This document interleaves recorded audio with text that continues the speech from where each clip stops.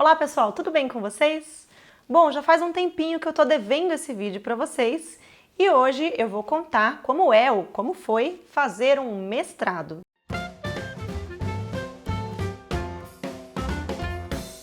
Como muitos de vocês já sabem, eu sou graduada em fisioterapia. Depois que eu me formei em fisioterapia, eu fiz uma especialização em fisiologia do exercício e aí eu já engatei direto o mestrado porque eu já sabia que eu queria seguir pela carreira acadêmica. Se você quer saber mais aí sobre a minha jornada acadêmica, sobre a minha formação, eu já tenho um vídeo sobre isso no canal, eu vou deixar ele aqui em cima para vocês. Bom, mas hoje nós vamos falar de mestrado. Gente, existem vários tipos de mestrado, várias faculdades, várias disciplinas, e o mestrado pode ser diferente aí dependendo de onde ou qual área você estiver cursando ele. Então, o que eu vou falar para vocês é a respeito de como foi a minha experiência com o mestrado, ok? Muitas faculdades exigem que você já tenha um pré-projeto para você iniciar um mestrado, mas muitas vezes esse projeto vai ser escrito de acordo com a linha de pesquisa do seu orientador. E isso foi o que aconteceu comigo. Eu já contei para vocês nesse vídeo que eu deixei linkado que eu recebi várias recusas antes de conseguir um orientador e conseguir uma disciplina para cursar um mestrado. Mesmo assim, eu fui insistindo até achar um orientador que estivesse com as portas abertas para me receber como aluna, e eu não tinha ainda um pré-projeto. O meu projeto ele foi escrito juntamente com o meu co-orientador. Foi o meu co-orientador que me deu a ideia do que fazer no meu mestrado. Eu cheguei para ele falando da minha vontade de trabalhar com exercício físico, com atividade física, que era a minha formação na especialização, e aí a gente juntou uma coisa a outra e acabou escrevendo um projetinho que foi bem bacana. Então, no meu caso, eu encontrei uma disciplina e eu encontrei um orientador que abriu as portas para que eu estivesse escrevendo um projeto ou um pré-projeto junto com o meu co-orientador, e depois esse projeto passaria aí pelas fases de aprovação para ver se ele ia ser realmente realizado e eu poderia me matricular no mestrado ou não. E a partir do momento então que eu defini junto com o meu co-orientador qual ia ser a área da minha pesquisa, começou a fase de eu sentar e estudar para eu conseguir escrever o projeto. Depois de escrito o projeto, ele precisou passar por várias fases antes de efetivamente começar. Primeiro, ele precisava ser aprovado por uma comissão aí dentro da disciplina para que eu pudesse dar andamento e me matricular no mestrado. Até então, eu ainda não estava matriculada. Depois que meu projeto foi aprovado pela disciplina, aí sim eu pude efetivamente me matricular no mestrado e também concorrer a uma bolsa de estudos. Existem 3 instituições principais aí que fornecem bolsas de estudos para alunos de pós-graduação. Essas instituições são a FAPESP, a CAPES e a CNPq. Hoje, dentro das disciplinas de mestrado e doutorado, muitos estudantes não têm bolsa de estudos, ainda mais com esses cortes de verba aí para a educação que a gente teve nos últimos anos. E isso dificulta muito a pesquisa, porque muitas pós-graduações exigem que o aluno esteja lá em período integral, ou pelo menos meio período. E fica difícil o aluno em período integral fazendo o mestrado e o doutorado, sem conseguir trabalhar, se manter sem a bolsa de estudos. E para esclarecer, o meu mestrado foi um mestrado acadêmico dentro de uma universidade federal, ok? Como que funciona o processo para você concorrer a essas bolsas, então? A FAPESP ela é uma instituição que você tem que submeter o seu projeto à plataforma deles. Então você trata diretamente com a FAPESP. A bolsa é um pouquinho melhor, você tem uma reserva técnica, que é um dinheiro que você pode gastar com algumas coisas que vão te auxiliar ou somar aí no seu trabalho, na sua pesquisa, como viagens para congressos, a compra de alguns equipamentos, de computador ou algumas coisas que possam ajudar aí na sua pesquisa. Mas, em compensação, ela é a bolsa de estudos mais difícil para você conseguir. Eu, no mestrado, tentei submeter o meu projeto para a FAPESP e fui recusada. Eles falaram que o meu currículo, no que diz respeito às notas da universidade, era muito bom, mas que eu ainda não tinha experiência com pesquisa científica, o que é verdade porque eu nunca tinha feito iniciação científica. E eu já dei essa dica para vocês em outros vídeos. Se você tem vontade de fazer um mestrado, aproveite a faculdade para fazer iniciação científica.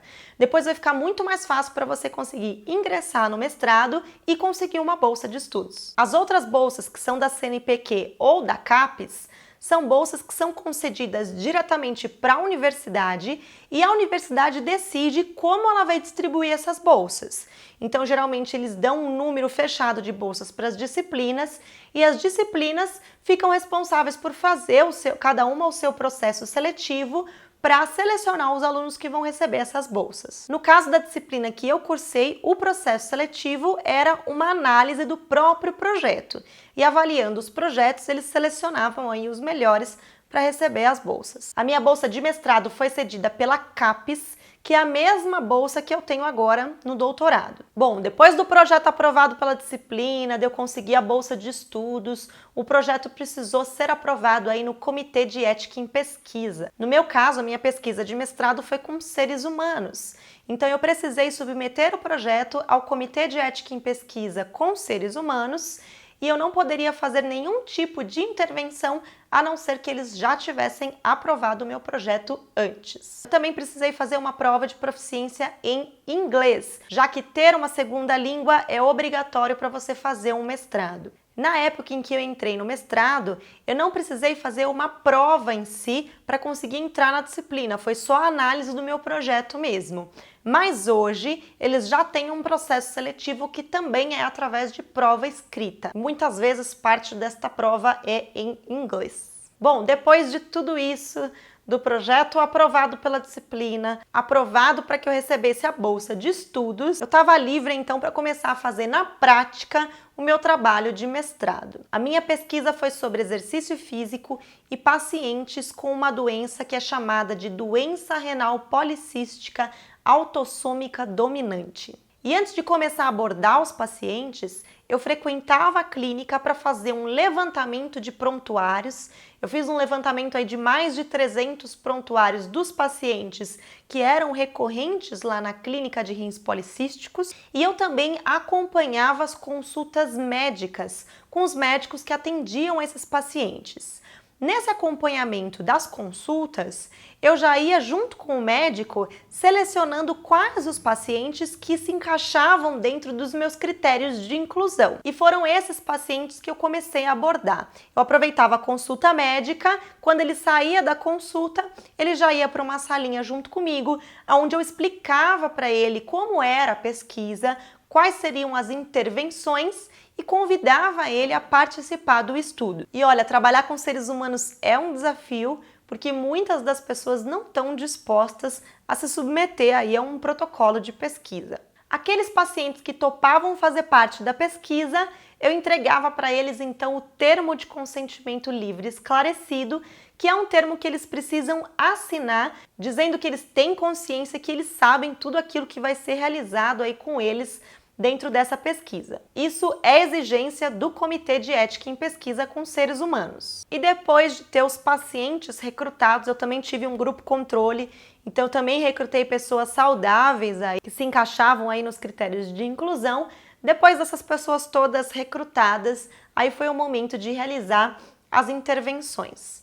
No caso do meu mestrado, a minha pesquisa envolvia 2 encontros com esses pacientes. O primeiro encontro seria para fazer um teste de ergoespirometria para ver a capacidade aeróbia, para medir o consumo máximo de oxigênio e com base nisso a gente programava uma sessão de exercício físico onde iam ser realizadas as coletas mesmo para as análises desses resultados depois. Para fazer tudo isso, eu precisei encontrar lá dentro da universidade laboratórios parceiros, já que lá onde eu estou na nefrologia a gente não tem equipamento para realizar o teste de ergoespirometria que eu queria fazer. Então eu corri atrás de parcerias, de médicos e outros profissionais que poderiam me ajudar dentro da universidade mesmo e trabalhar comigo junto nessa pesquisa. Então o primeiro dia de intervenção era um teste de ergoespirometria e o segundo dia era uma sessão aí de exercício físico, onde eu coletava sangue e urina antes e depois do exercício e fazia aí medidas periódicas da pressão arterial também antes, durante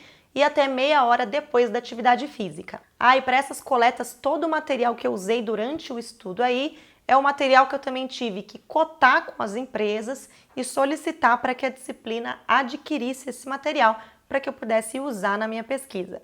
E essa fase de coleta de dados para mim foi super desafiadora, porque tinha muitos pacientes que marcavam comigo, às vezes marcavam comigo às 7h30 da manhã no laboratório e não compareciam e faltavam. Então eu tenho que ter toda a paciência do mundo para trabalhar com seres humanos e para lidar aí com a questão das ausências. E nos dias da intervenção, do exercício físico, eu ficava com esses pacientes a manhã toda, submetendo eles ao protocolo de exercício. E o material que eu coletava, porque eu coletava urina, coletava sangue, eu precisava acondicionar no gelo, depois levar isso para o laboratório e preparar para o congelamento para as análises depois.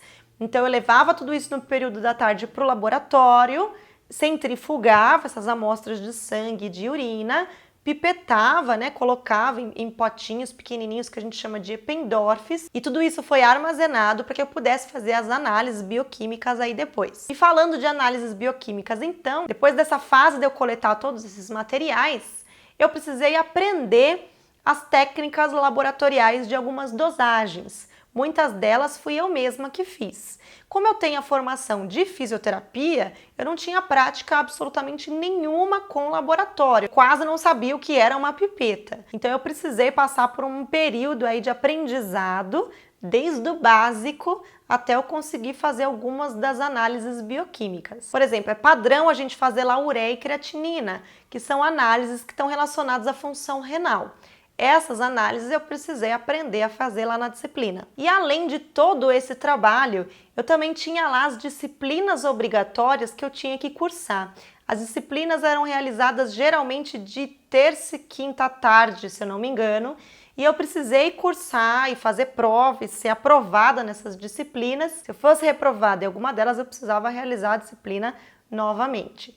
Que eu me lembro, as disciplinas obrigatórias que eu tive que fazer foram estatística, didática do ensino superior, fisiologia renal, técnicas laboratoriais, biologia molecular, acho que é isso, não me lembro mais de nenhuma outra. E fora levar a sua pesquisa em si, participar das disciplinas obrigatórias, aprender as técnicas laboratoriais, a gente também tinha relatórios semestrais aí que a gente precisava entregar, participação em congressos, em jornadas e tudo mais. Então é um tempo grande que você gasta aí estudando e se dedicando para todas as fases aí do seu mestrado, e é algo que dá trabalho. Eu tinha esquecido de falar para vocês que o mestrado ele tem que ser realizado durante 2 anos. No doutorado você tem 3 anos prorrogáveis para 4. Geralmente o pessoal faz em 4 anos mesmo, mas o mestrado é em 2 anos. E depois de tudo isso, de coletar todos os materiais, de fazer todas as análises, chega a hora de escrever a dissertação mesmo. É lógico que durante o trabalho a gente acaba escrevendo também, mesmo porque a participação em congressos exige que você mande uma parte dos resultados, uma parte aí do seu trabalho. Então, quando chega no final, você já tem uma parte da sua dissertação aí já pronta, mas você ainda precisa sentar durante um tempo precioso aí para conseguir juntar todas as ideias e escrever a sua dissertação, o que dá um belo de um trabalho. Então é necessário fazer um levantamento bibliográfico para escrever a introdução, descrever direitinho toda a metodologia que você usou durante todas as fases do trabalho, fazer análises estatísticas dos seus resultados, dos seus dados e depois discutir os resultados que você teve com resultados já publicados aí na literatura. Na disciplina que eu cursei, a gente no mestrado não precisava fazer qualificação, já ia direto para a defesa. E a defesa, graças a Deus, não precisou ser pública. Era apenas uma defesa escrita mesmo. Então, nós enviávamos para a banca o trabalho e eles faziam uma correção e davam a aprovação ou não do trabalho. A banca que avaliou o meu trabalho foi escolhida por mim mesma, juntamente com o meu orientador e o meu co-orientador. Geralmente são pessoas, professores já renomados, que têm que ter alguma relação com a sua área de pesquisa. Lá na disciplina também, além da dissertação, para você conseguir o título de mestre, você também precisava ter um artigo científico da sua pesquisa publicado em uma revista indexada, uma revista que tiver aí numa base de dados científica. E por que eles exigem o inglês então? Porque esses artigos científicos são escritos em inglês. O meu trabalho foi publicado numa revista americana, no Jornal Americano de Nefrologia. Então é realmente necessário ter o domínio do inglês. Primeiro, para que você consiga ler a literatura já publicada, que na maior parte é na língua inglesa, e para que você consiga também escrever o seu próprio trabalho em inglês. Mais uma vez, essas foram exigências da minha disciplina e da minha universidade onde eu cursei o mestrado. Dependendo da universidade, pode ser que seja um pouquinho diferente. Bom, acho que é isso então. Eu quis contar para vocês um pouquinho a respeito de como foi a minha experiência durante o mestrado e não falar especificamente sobre o meu projeto de mestrado. A gente pode talvez usar um outro vídeo para isso. Se você tiver alguma pergunta, manda aqui nos comentários que eu tento responder.